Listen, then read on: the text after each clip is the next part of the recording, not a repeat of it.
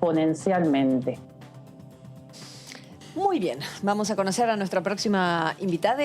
Vamos, claro que sí, aquí está su presentación. Hoy, Maggie Fernández Valdés, lesbiana no binaria, transfeminista, secretaria general Nuevo Encuentro Ciudad de Buenos Aires y referente de la sublevada. Es precandidata a diputada nacional por el Frente de Todos en la Ciudad de Buenos Aires.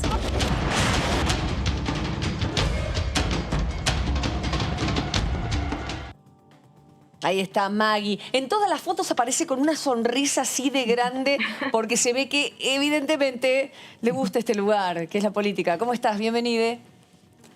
¿Qué tal? ¿Cómo estás? ¿Todo bien? Muchas gracias. No me esperaba esta presentación. Muchas gracias. Pero por supuesto, no, acá somos... Pero acá hay algo que me está confundiendo. Y yo sé que sos amiga de Amandita, nuestra compañera Amanda Alma, que es mi referente principal en cuestiones de género y demás. ¿Por qué es... A ver, sos lesbiana, no binaria. ¿Por qué no binaria? No, eso podría ser no binaria también. Es más que nada como una intención de desmarcarme de la asignación obligatoria a definirme como mujer, que no es la única forma de habitar el lesbianismo también, y el no binarismo es justamente romper con la dicotomía de que solamente puede ser o mujer o varón y el resto son orientaciones, como es la construcción de las identidades en general son más complejas que las dicotomías que la hegemonía nos presenta. Está bueno, claro. Yo quiero saber cómo le explicas todo esto a un familiar cercano. ¿Tuviste que hacerlo? ¿Tuviste una familia que entendió en las aguas nuevas de entender a la humanidad que estamos teniendo ahora? Yo creo que son procesos, ¿no? O sea, por momentos sí, por momentos no, por momentos vuelven preguntas, se van, vienen, como son procesos, o sea, de la misma manera que con amigues, con familiares, nada, como me parece que son incluso esos diálogos como representación de los procesos que atravesamos como sociedad también, y que vamos llegando a nuevos lugares y en esos nuevos lugares aparecen preguntas nuevas también. No sé, si me remonto 10 años atrás con matrimonio igualitario, la discusión en la tele era esa discusión que se metió en todas las cenas, en todas las casas, en todas las familias, y ahora, bueno, eso parece que ya más o menos entendemos mejor de qué se trata, pero ahora aparece un DNI con una X y otra vez aparecen un montón de preguntas y dudas e incertidumbres sobre de qué estamos hablando. Todo va cambiando. Yo el otro día entrevistábamos a Riutort, que vuelve a presentarse como diputada, Olga. Ella fue una de las diputadas allá por los 90 que participó de la ley de divorcio. Entonces yo me di cuenta que nací en un país donde no había divorcio. Y esto pasa, y hoy es natural, como diciendo, hoy sí, soy divorciada. De hecho lo soy.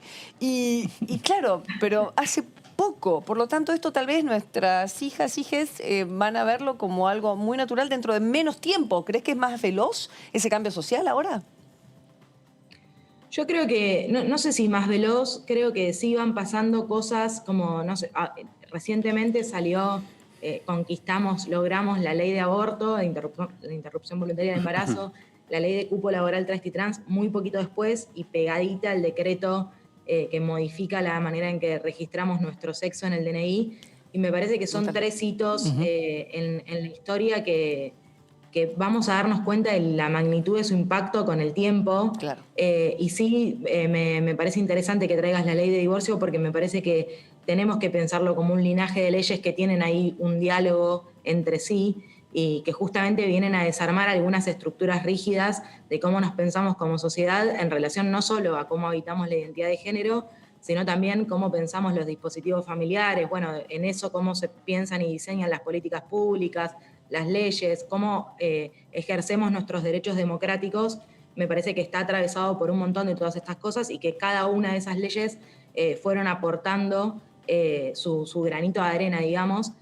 Para mí el punto de inflexión un poco en ese camino es la ley de identidad de género, que cambia un poco el paradigma en el que nos pensamos, pero sin dudas no podría haber habido ley de identidad de género sin ley de matrimonio igualitario seguramente. Entonces es interesante ahí pensar cómo esas leyes van dialogando entre sí, e incluso ahora cómo nos encontramos en un contexto de maduración social o de una sociedad que exige, de hecho, una ley de interrupción voluntaria del embarazo, que acompaña y exige una ley de cupo. Digo, me parece que hay cosas que van cambiando y que también eso se vio muy claro en los discursos de los diputados, en cómo la sociedad lo trató, cómo los medios lo trataron. Digo, me parece que ahí hay un cambio muy fuerte si miramos la ley de matrimonio igualitario y lo que pasó y el impacto con lo que está pasando ahora con estas legislaciones.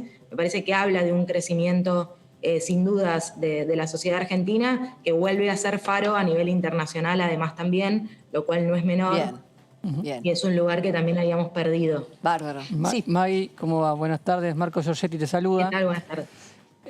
Como vos decías, dialogan estas distintas leyes, esta agenda de género que cada vez abarca más aquí en la Cámara de Diputados, se ve año a año los que seguimos el Congreso.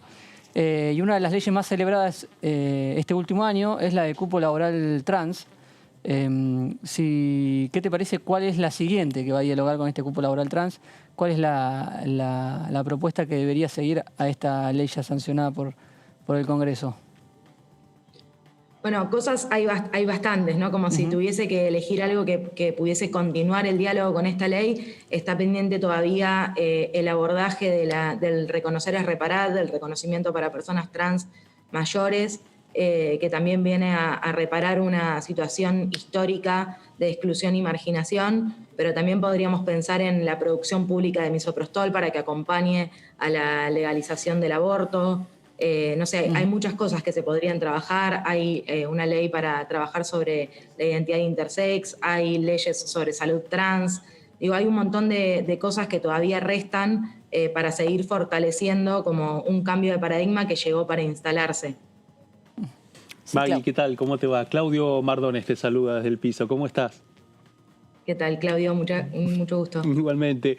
Maggie, una de las preguntas después de todo este proceso de acumulación política para el movimiento feminista, transfeminista, ha sido todo una gran parte de la agenda que ha impactado acá en el Congreso a partir del debate y posteriormente la sanción de leyes históricas, ¿no? Ahora, en el marco electoral de la Ciudad de Buenos Aires, una de las grandes disputas tiene que ver con el voto joven. ¿Vos cómo ves que ha impactado todo este proceso de debates que han atravesado a la sociedad en este último tiempo? ¿Cómo ha interpelado al voto joven y si eso, digamos, ha empoderado a la campaña del Frente de Todos en la ciudad? O si ves que es un atributo además que ya es transversal para todas las fuerzas políticas. Te lo pregunto en un momento en donde solamente se está poniendo el foco, en el caso específico de la Ciudad de Buenos Aires, en la disputa del voto joven a partir de opciones ultraliberales y de ultraderecha. Pero detrás de eso hay otro proceso de acumulación política que lo preexiste. ¿Cómo está operando en este escenario preelectoral?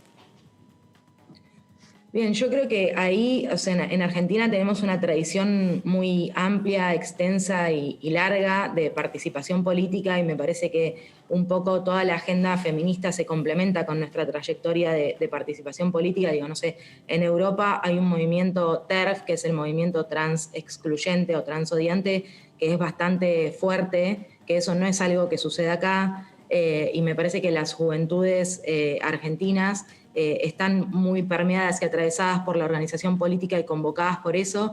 Me parece que sin dudas la agenda feminista es una exigencia para cualquier propuesta política hoy en día. No queda por fuera en ningún momento. Sí me parece que después eso claramente tiene traducciones distintas dependiendo de qué fuerza se trate y eso después se ve también cuando mirás cómo se distribuyen los votos de acuerdo a cada fuerza en las legislaciones. Digo, no hay que explorar mucho ni inventar mucho, hay que mirar simplemente cómo se comportan después les diputades o legisladores de cada fuerza a la hora de hacer lo que tienen que hacer y de cumplir con la responsabilidad política que tienen, que es poner el voto en leyes que amplíen los derechos y que esto sabemos que después no siempre sucede. Con la Ciudad de Buenos Aires sucede además que, bueno, hay toda una discusión sobre el empleo joven y demás, hay una situación más estructural en relación al empleo, sobre juventudes, digamos, y también es una de las ciudades que más recibe juventudes LGBTI+. Sucede un montón de, si miramos a nivel federal, hay una situación muy asimétrica en relación a cómo se puede habitar la identidad o la expresión de género en la juventud en cada territorio. Me parece que la Ciudad de Buenos Aires cuenta con una enorme ventaja respecto de eso. No obstante, desarrolla un montón de políticas de pinkwashing, que son políticas vacías, que terminan como haciendo la parafernalia de que hay una política atrás y no hay nada, y eso se ve. o sea, en general lo que vivimos desde la comunidad LGBTI+, por parte del gobierno de la ciudad, no tiene que ver con la ampliación de derechos o con el acompañamiento o con pensar políticas públicas que permitan habitar la vida cotidiana de otra manera, sino más bien todo lo contrario. Hay muchas situaciones de violencia institucional, hay otras cosas que suceden ahí. Incluso el año pasado se trabajó muchísimo en relación a frenar los desalojos para la población travesti trans, porque había una gran cantidad de desalojos. Se trabajó de manera articulada entre el Ministerio de Mujeres, Género y Diversidad, el Ministerio Público de la Defensa de Cava y Nacional y la Defensoría del Pueblo de la ciudad para tratar de dar respuesta a una situación que la ciudad no está dando respuesta. Eso sin pensar en las legislaciones de la legislatura propiamente de la Ciudad de Buenos Aires, que no acompañan tampoco la situación nacional.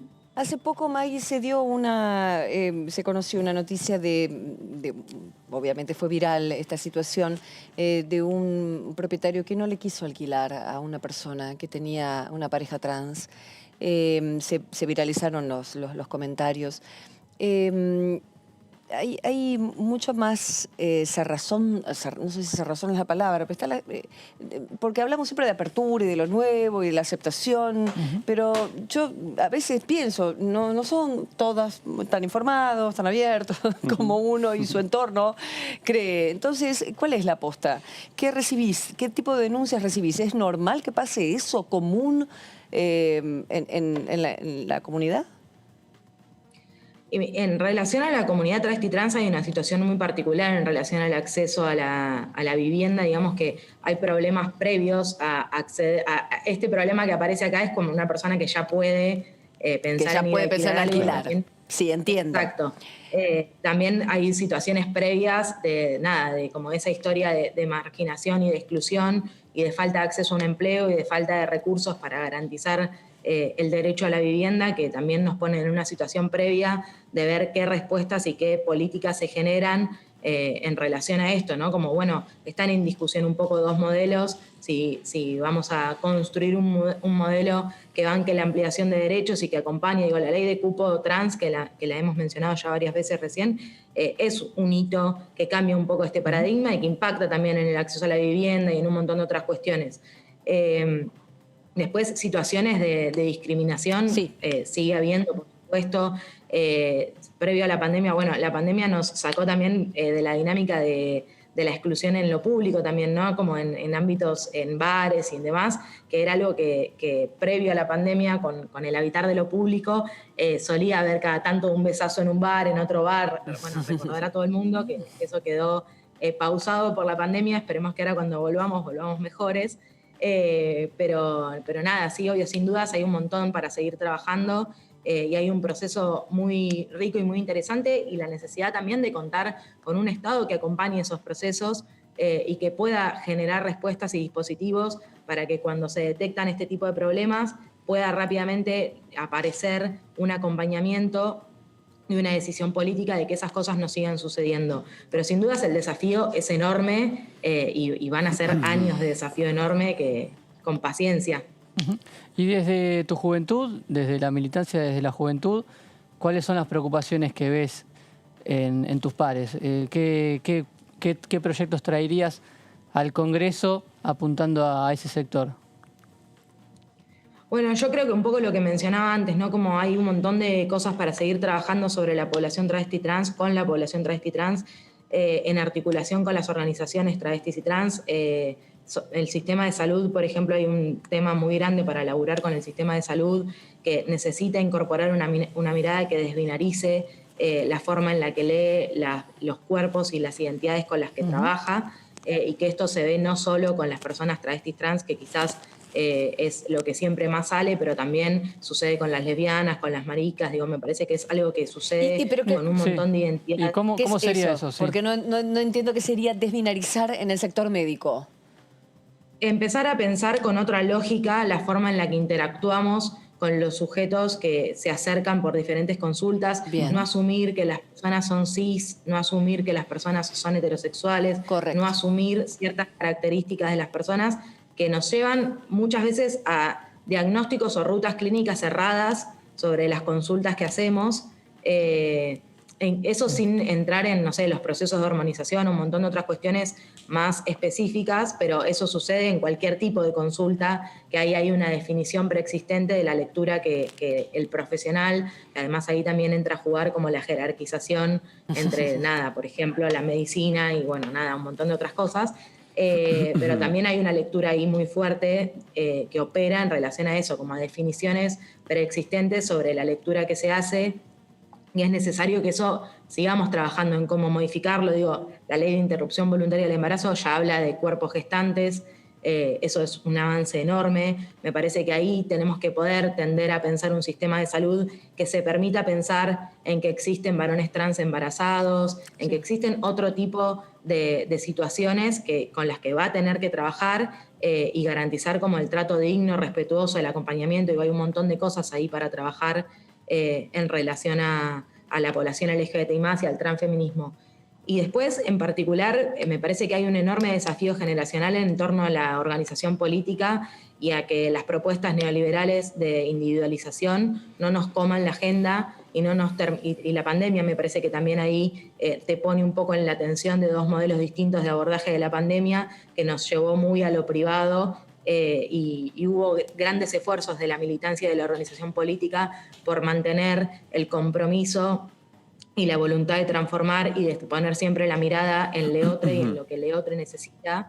Me parece que hay un desafío enorme para las juventudes de mantener vivo el deseo de organizarse políticamente y de transformar lo que consideren que hay que transformar, pero me parece que ese es uno de los grandes desafíos de este momento histórico, que en la conjugación entre el neoliberalismo permeando las derechas y la pandemia, me parece que nada, es un contexto de mucho movimiento que nos desafía a pensar estrategias creativas para seguir organizándonos políticamente. Maggie, te hago una pregunta. Durante esta etapa de la pandemia, especialmente el año pasado y se dispararon los casos de travesticidios. Han sido tantos y por su gravedad que han logrado tener un nivel de exposición pública que no han tenido en otro momento. El debate ha atravesado esta Cámara a partir de declaraciones, preocupaciones y pedidos de investigación, pero no han avanzado en formas de poder perseguir y contener y evitar de que siga multiplicándose. Desde tu punto de vista, ¿cuáles son las herramientas que podría debatir y aprobar este Congreso y esta Cámara de Diputados para poder terminar con los travesticidios que suceden todo el tiempo, especialmente en el área metropolitana? Bueno, yo creo que hay una situación de vuelta como estructural histórica en relación a la situación de los travesticidios. El travesticidio es como la expresión máxima de un sistema de violencias que opera. La comunidad travesti trans ha generado el concepto de travesticidio social. Se ha generado mucha línea política y política pública en torno a este tema, sobre todo a partir del juicio por el travesticidio de Diana Zacayán, que sucedió hace no tanto. Y hay un montón de políticas que se están poniendo en funcionamiento para intentar construir respuestas y acompañamientos a las situaciones de violencia extrema que siguen sucediendo. El Ministerio de Mujeres, Géneros y Diversidad viene abordando la situación de los femicidios, travesticidios, transfemicidios y crímenes de odio por orientación sexual o identidad de género.